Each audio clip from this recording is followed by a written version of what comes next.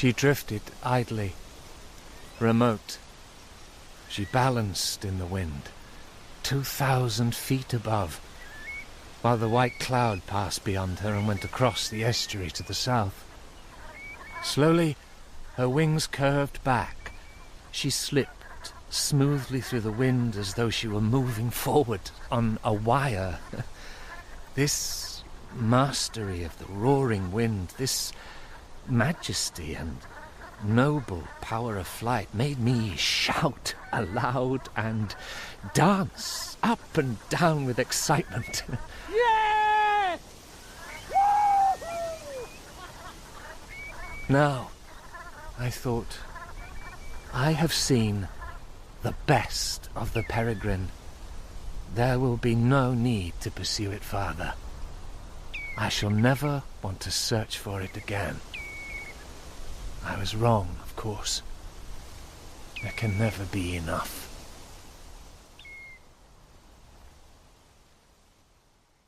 The Falcon and the Hawk by Helen Macdonald. The time and place you first read a book can mark it and you for life. Oh, Lord, look at those binoculars. I remember those.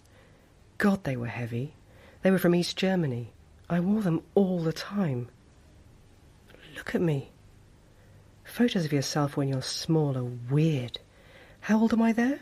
About 9? I look a bit fierce. A fierce, geeky small girl with binoculars and Wellington boots. No, hang on. No, wait, I remember Dad taking this picture. I'd just come running back from the woods behind the house. I was incredibly excited. I'd just seen a sparrowhawk catch a blackbird, and I needed to tell him all about it.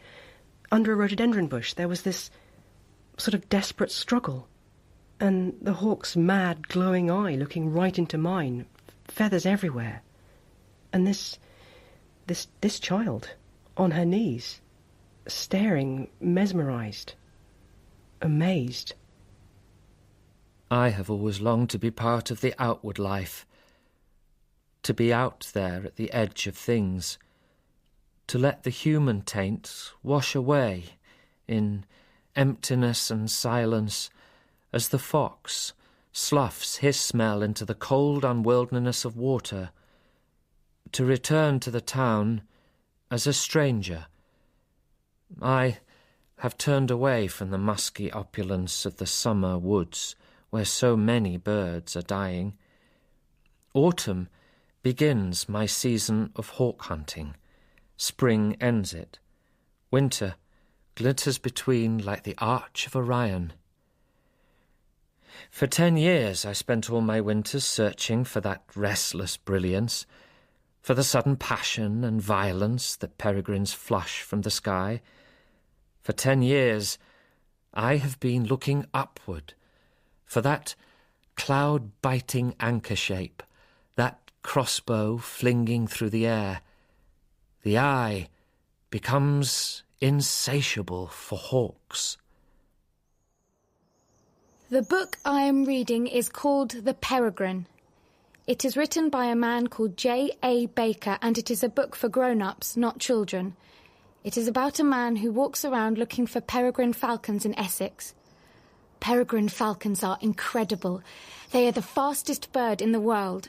I haven't seen one yet, but they are my favourite animal. When I grow up, I'm going to be a falconer and fly peregrine falcons. But there might not be any left, because they are going extinct. They are poisoned by DDT, which is a kind of pesticide. It is very small, like dust, and gets into the falcons through the birds they eat in the food chain, so there are hardly any peregrines left now. This book is quite strange, but I have enjoyed reading it. It doesn't really have a plot. It doesn't have any characters either, except the man and the falcons, although there are other birds he sees like herons and snipe and curlews, and he finds lots of dead birds that the peregrines have killed. I haven't finished it yet, so I don't know what happens at the end. I don't think it will have a happy ending, but I hope so. Of course, that was a blatant lie. I didn't expect it to have a happy ending at all. I didn't expect anything to. The falcons were dying. The countryside was dying. Back then, when I was a kid, this was all obvious. I mean, you just looked around and you could see it. Wrecks of dead elm trees everywhere, and blind rabbits with myxomatosis huddled up wet on roadside verges. Otters were gone. Rivers were poisoned. There were guillemots drowning in oil in the sea. Everything was sick. And we'd be next. I knew it. All of us. I knew that one morning there'd be a siren, then a double flash of light on the horizon, and I'd look up and see a distant mushroom cloud, and then on the wind the fallout would come. Invisible dust. And then everything would be dead, or go back to the Stone Age. Flight was impossible. I scratched my name on bits of slate and buried them as deep as I could in the garden under the earth. Maybe they'd survive the apocalypse. Wherever he goes this winter, I will follow him. I will share the fear and the exaltation and the boredom of the hunting life. I will follow him till my predatory human shape no longer darkens in terror the shaken kaleidoscope of colour that stains the deep fovea of his brilliant eye. My pagan head shall sink into the winter land, and there be purified. Those times marked the book for me, and made me think I understood it. For years I thought it was a kind of Cold War fable, the story of a man who saw falcons as symbols of extinction, his and everything else's. A sick man, a man with worsening arthritis, who thought that if he followed the falcons for long enough and suffered enough, they'd stop being scared of him, take him for one of their own, forgive him for being human. It was a quest for redemption, I thought. But now, no. I don't think that really anymore, because now I know that when you're broken, you run. And sometimes you don't run away from things, you run towards things. Sometimes it's drugs, sometimes it's sex, sometimes religion, and sometimes it's hawks. How to explain? Where to start? I could start with the box. Or maybe the phone call. No, the box. Just an ordinary box, a big one. Cardboard. It's sitting on the floor in my front room. All the curtains are closed. It's a hot August morning. And I take a deep breath, go up to the box, and open it.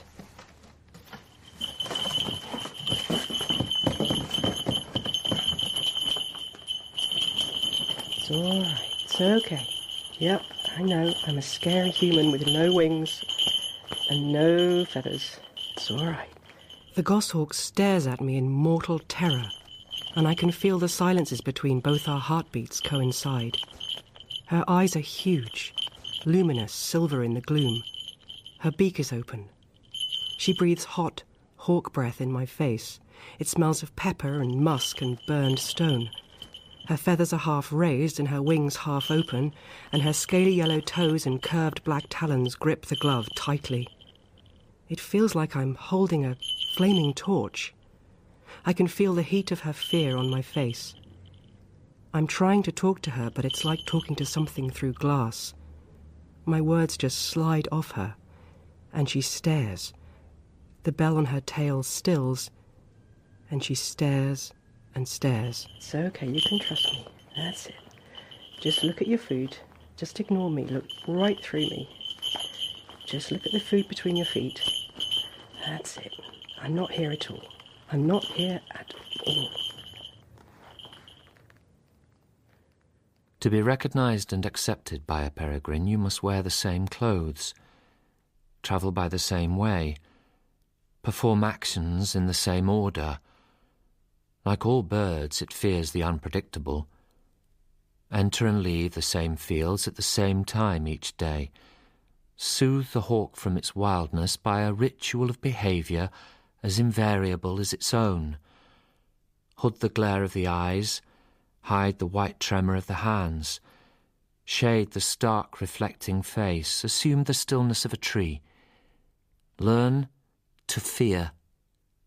To share fear is the greatest bond of all. The hunter must become the thing he hunts. What is now, and must have the quivering intensity of an arrow thudding into a tree. Yesterday is dim and monochrome. A week ago you were not born. Persist, endure, follow, watch.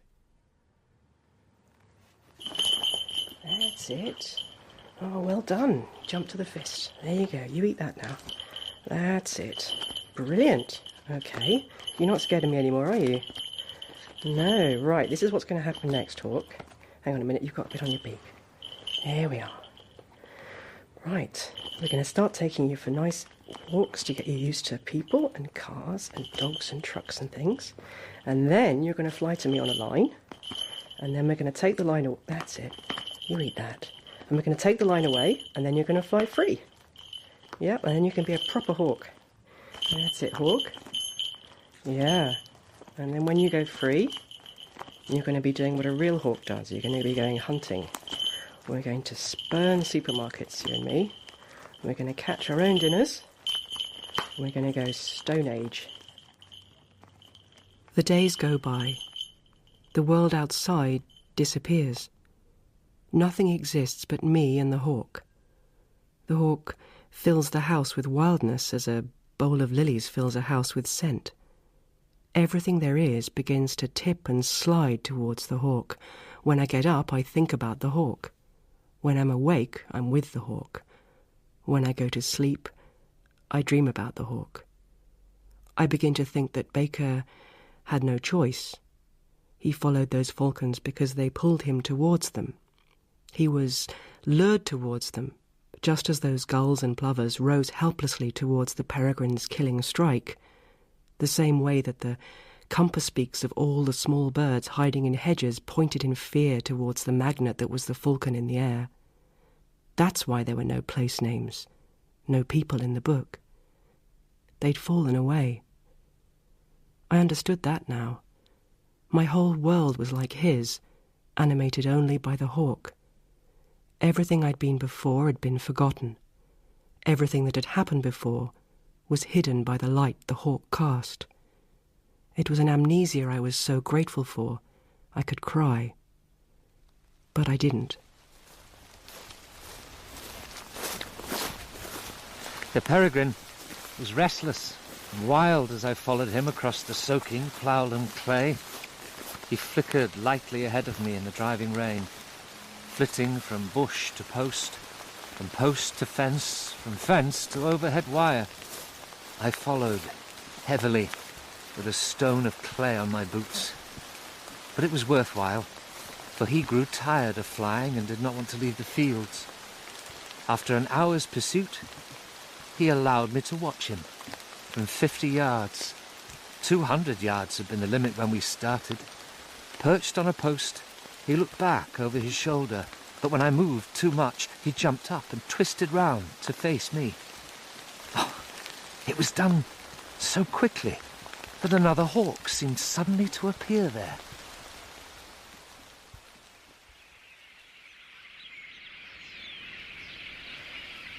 The rain stopped.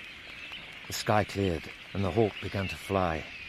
At 2 o'clock, he raced away to the east, through snaking lariats of starlings. Effortlessly he climbed above them, red gold shining above black. They ringed up in pursuit, and he dipped neatly beneath them. Beyond the river, he swept down to ground level, and starlings rose steeply up like spray from a breaking wave. They could not overtake him. He was running free, wind flowing from the curves of his wings like water from the back of a diving otter. Running across fields, clambering over gates, cycling along lanes, I followed, at my own poor speed. Fortunately, he did not get too far ahead, for he paused to chase every flock of birds he saw. They were not serious attacks. He was not yet hunting. It was like a poppy frisking after butterflies. Fieldfares, lapwings, gulls and golden plover were scattered and driven and goaded into panic. Rooks, jackdaws, sparrows and skylarks were threshed up from the furrows and flung about like dead leaves. The whole sky hissed and rained with birds, and with each rush and plunge and zigzagging pursuit, his playfulness ebbed away and his hunger grew. Starlings rose into the sky like black searchlight beams and wavered aimlessly about, seeking the hawk.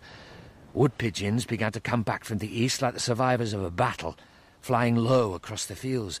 There were thousands of them, feeding on acorns in the woods, and the hawk had found them. Suddenly, it ended. He mounted like a rocket, curved over in splendid parabola, dived down through cumulus of pigeons. One bird fell back, gashed, dead, looking astonished, like a man falling out of a tree. The ground came up and crushed it.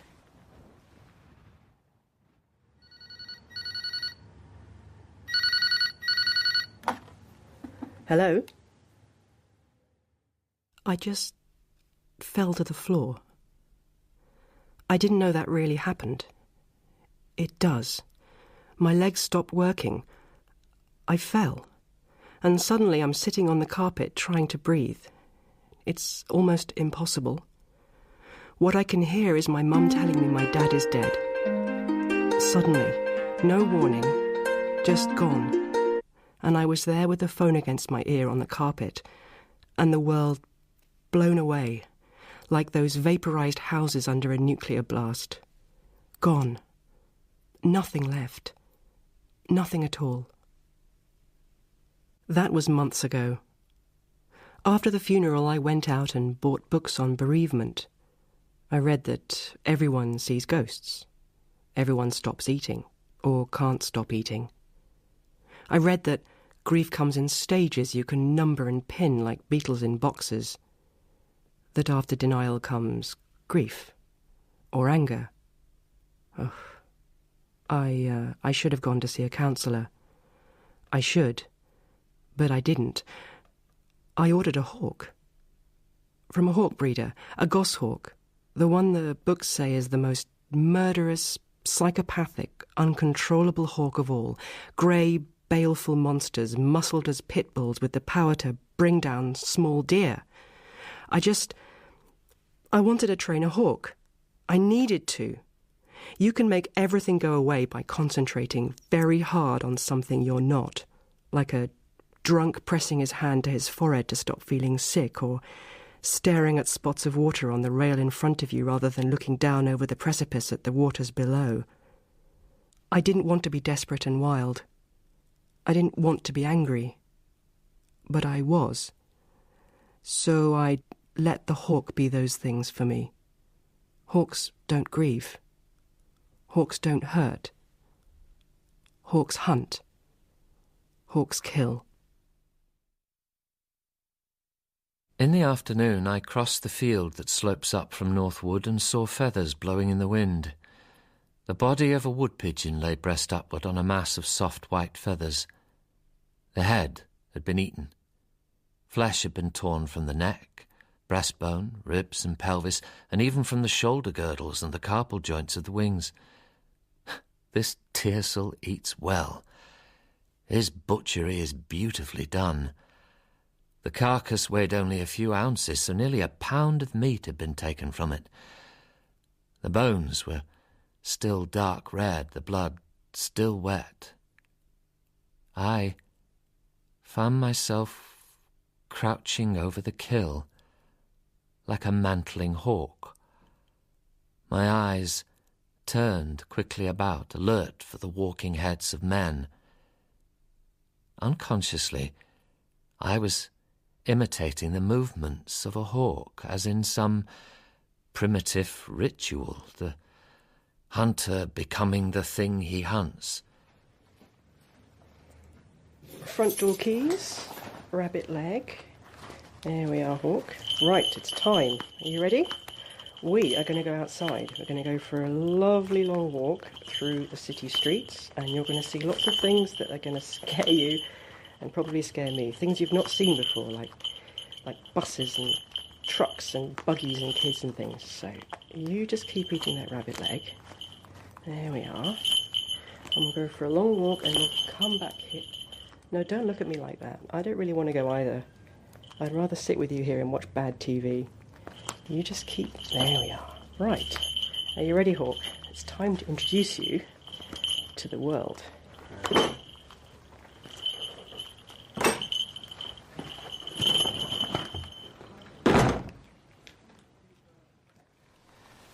Night is falling.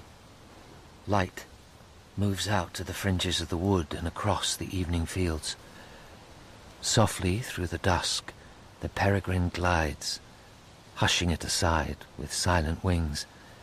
He searches the constellations of small eyes, sees the woodcock's planetary eye look upwards from the marsh, shafts back his wings and plunges to the light. The woodcock rises, twists under the blade of the hawk and wavers away. He is overtaken, cut down. The hawk lands on the softening bird, grips its neck in his bill. I hear the bone snap, like barbed wire cut by pliers. He nudges the dead bird over. Its wings wave, and it lies on its back. I hear the tearing of feathers, the tug of flesh, the crack and snap of gristle. His white-ringed eyes are huge with dusk. I creep nearer, knees soaking in the marshy ground. The hawk pulls at his prey, looks up. 4 yards separate us, but it is too far. A distance as unspannable as a 1,000-foot crevasse. I drag like a wounded bird, floundering, sprawled. He watches me, moving his head, looking with each eye in turn. He is not afraid. He is watching the white glitter of my eyes. He cannot understand their staccato flicker. If I could stop them moving, he would stay. But I cannot stop them.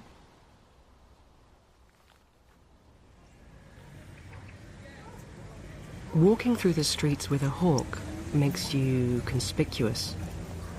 I'm trying with every fibre in my body to ignore the curious people and will the hawk into ignoring them too. Harry Potter! I keep walking, fuming. It's not an owl. It's not a bloody owl. It's a goshawk. She's jumpy. I'm jumpy. She's nervous. I'm nervous. Fear is contagious. I've been with the hawk so long, just her and me, that I'm looking at all this through her eyes, like I'm hardly human at all. This is a strange, new world. It doesn't look like a bicycle. It's a spinning mystery of glittering metal. The hawk watches a woman throwing a ball to a dog on her lawn, and I watch too, as baffled by what she's doing as the hawk is. I stare at traffic lights before I remember what they are. The buses going past are walls with wheels. I'm lost. What's salient to the hawk in the city is not what is salient to man. Everything she sees is frightening but uninteresting to her, irrelevant. Until there's a clatter of wings. We both look up. There's a pigeon, a wood pigeon, sailing down to roost in a lime tree above us. Time slows, and the hawk is transformed. It's as if all her weapon systems were suddenly engaged, red crosshairs, She stands on her toes and cranes her neck. This flight path, this thing, she thinks, this is fascinating. Some part of the hawk's young brain has just worked something out, and it has everything to do with death.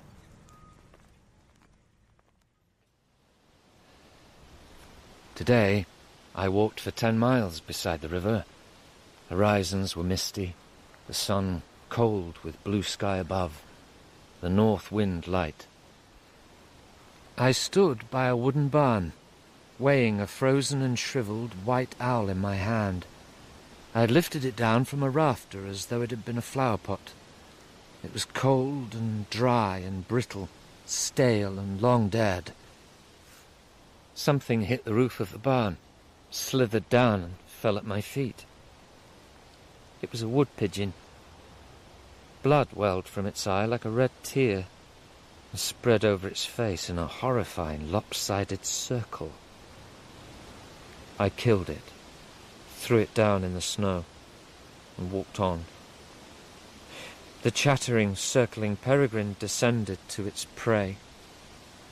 A day of blood, of sun, snow, and blood. Blood red. What a useless adjective that is. Nothing is as beautifully, richly red as flowing blood on snow. It is strange that the eye can love what the mind and body hate. Today I saw a sparrowhawk catch a blackbird near my house. It was incredible. I knew it was a female sparrowhawk because it was quite large and it had orange eyes and a black and white barred chest, and its wings were all spread over the bird it had caught, which was a blackbird. It took quite a long time to kill it, which was a bit horrible, but sparrowhawks only eat birds, so it wasn't cruel because it is nature. I wanted to try and catch it, so I crawled closer to it, but then it looked right at me and went completely still. There was blood on its beak and a feather stuck to it too. It just stared at me for ages. I didn't move, but it still suddenly got too scared and flew away. It left the blackbird behind, and I picked it up, and it was soft and warm, a bit like when you take bread out of the oven, but it was really dead. I didn't know what to do with it, so I put it back under the bush because the hawk might come back for it. And then I went back to the house and told Dad, and he got his camera and we came back and hid to see if the hawk would come back so we could take a photo of it. We waited for ages, and I was really excited that Dad would see it too. But it didn't come back, and it got too dark, and in the end we had to go home. Dad said I was very lucky to see something like this. He's right. It was amazing. It was probably the best thing I've ever seen in my life. By 2 o'clock I had been to all the peregrine's usual perching places, but had not found him. Standing in the fields near the north orchard, I shut my eyes and tried to crystallize my will into the light-drenched prism of the hawk's mind. Warm and firm-footed in long grass, smelling of the sun, I sank into the skin and blood and bones of the hawk. The ground became a branch to my feet. The sun on my eyelids was heavy and warm. Like the hawk, I heard and hated the sound of man, that faceless horror of the stony places. I shared the same strange yearning to be gone. I sank down and slept into the feather-light sleep of the hawk. Then I woke him with my waking. Okay, Hawk. Remember what happened yesterday when I put you on that post and you flew to me for food? Well, we're going to do it again today, but a little bit further. So I'll just tie this line to your swivel on your jesses. There we are. And that's it. And you hop onto this perch. That's it. And I'm going to run back and call you. Ready? Here we go. Come on, Hawk. So you stand there, you raise your arm, and whistle the whistle you've whistled 100 times before. Only this time it doesn't mean there's food at your feet. It means, please come.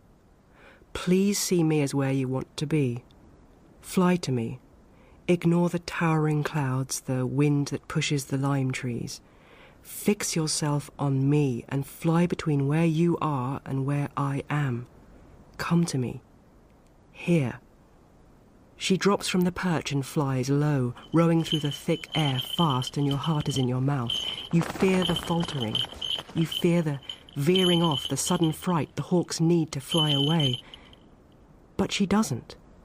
The beating wings carry her to you, and her momentum swings her up to the fist. And the thump of her gripping talons on the glove is a miracle.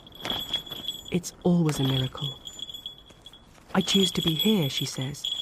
I reject the air, the woods, the fields. And her eyes glare into mine, and she wolfs down her reward.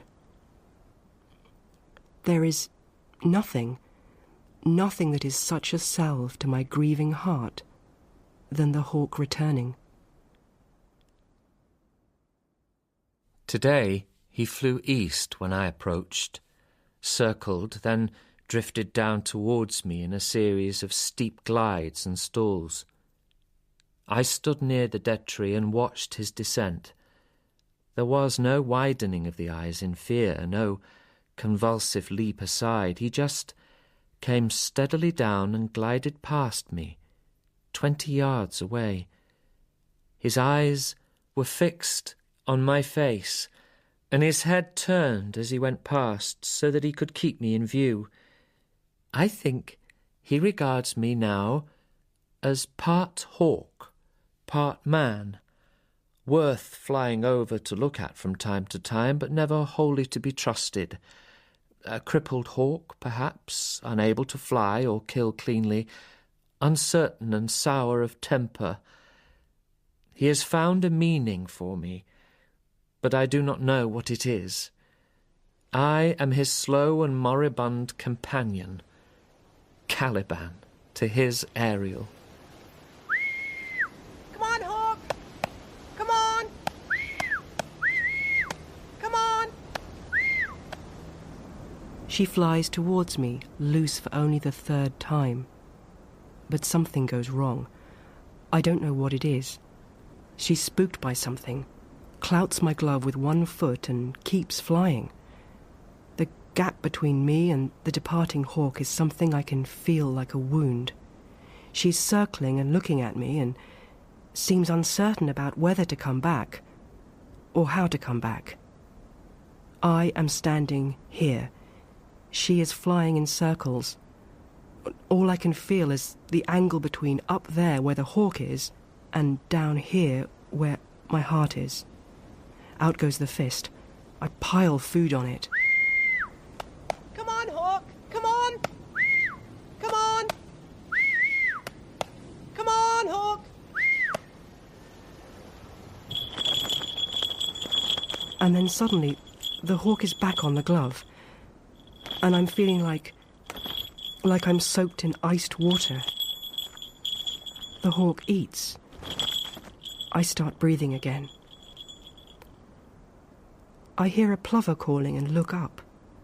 Directly overhead, right over us, a single lapwing. One lapwing, so high its underside is still illuminated by the sun, is flying onwards into the night. At 3 o'clock, I suddenly felt sure that if I went at once to the coast 8 miles away, I should find the Peregrine there. Such certainty comes seldom, but when it comes, it is as irresistible as the downward bending of the dowser's twig. I went. A shelduck lay on the mud, shining like a broken vase, green-black and white, chestnut bronze, vermilion. Feathers had been plucked from its breast. Flesh had been sliced from the bone. Deep down inside, the blood was wet. The Peregrine had fed. Was he still near? I clambered up the side of the sea wall and looked cautiously over the top. Screened by the low green bank of the wall, I stumble along on my hands and knees towards the place where I think the hawk will be, hoping He will stay there till I come. The short grass is dry and brittle and sweet-smelling.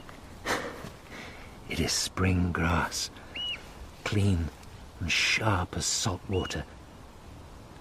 I bury my face in it, breathe in it, breathe in the spring. Then I move forward again, very softly, because the hawk is listening. Slowly, the dusk begins to uncoil. Not the short, wild pang of winter dusk, but the long, slow dusk of spring.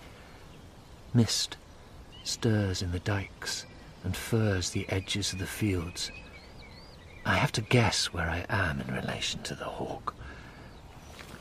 3 more yards, and I decide to take a chance. Very slowly, I straighten up and look over the top of the wall. I am lucky. The hawk is only 5 yards away. He sees me at once.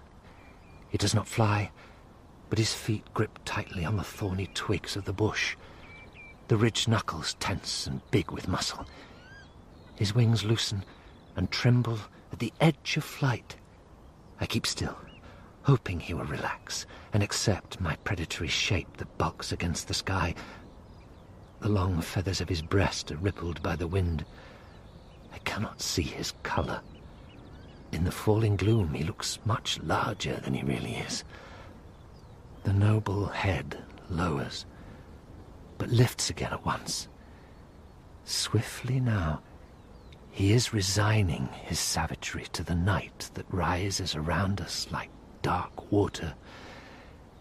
The great eyes look into mine. When I move my arm before his face, they still look on, as though they see something beyond me from which they cannot look away. The last light flakes and crumbles down. Distance moves through the dim lines of the inland elms and comes closer and gathers behind the darkness of the hawk. I know he will not fly now. I climb over the wall and stand before him, and he sleeps.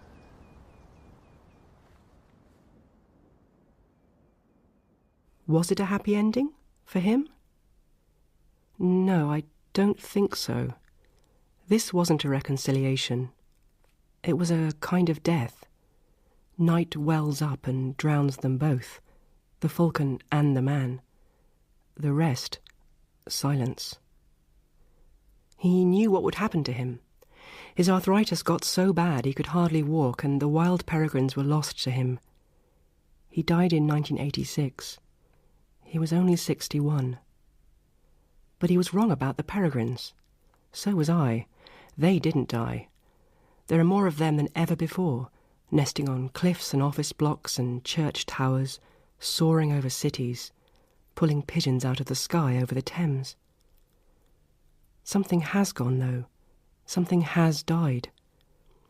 Those flocks of birds, the lapwings, the great hosts of them, the congregations of small farmland birds that Baker took for granted, the flocks his peregrines split and buffeted across the Essex skies. They're things of memory now. I mourn them. We tie ourselves too easily to the big things, the big ideas. We forget the small. We forget community, we forget people. We love hawks. We ignore the pigeons. For me, was there a happy ending?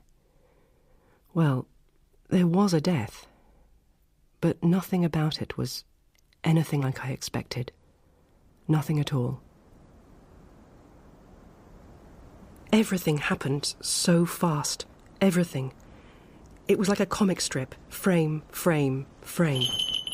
Frame 1, hawk spluttering from the fist in barred wings and pinions and talons. Frame 2, hawk low to the ground, grass streaking along under her. Frame 3, a pheasant rising from the thistles. Split second, ink-starred decisions in the hawk's tactical brain. She slewed round slingshot style, heel bow soaking up G-force like a sponge. Closed her wings and was gone. After the pheasant, over the hedge. I started running.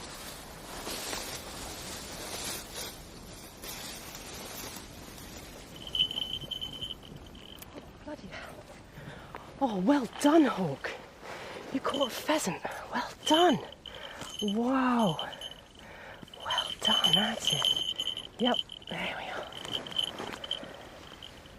I stare at the hawk as she grips the dead pheasant, and her mad, silver eyes stare right back at me. I'm amazed. I don't know what I expected to feel. Bloodlust? Brutality? No, nothing like that. There are thorn scratches all over me from where I dived through the hedge, and an ache in my heart I can't place. There's a sheeny fog in the air, dry like talc. I look at the hawk, the pheasant, the hawk, and everything changes.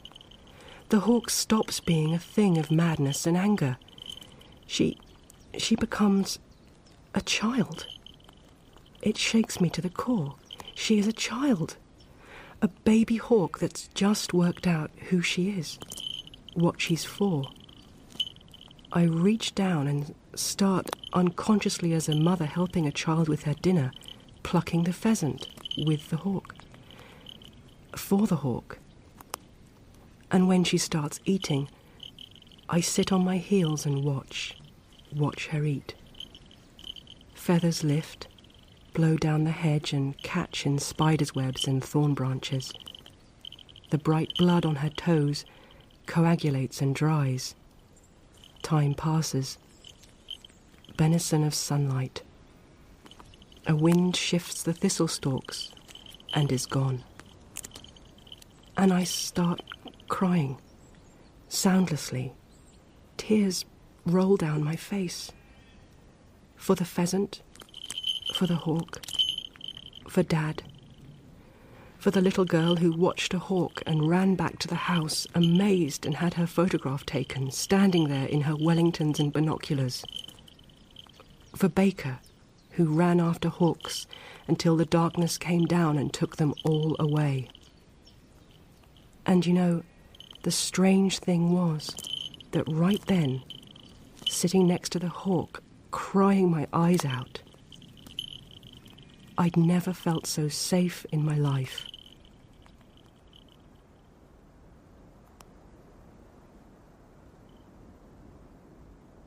In The Falcon and the Hawk by Helen Macdonald, J.A. Baker was David Birrell, Gemma Lawrence was the young Helen, and Helen Macdonald played herself. The Falcon and the Hawk was produced in Bristol by Tim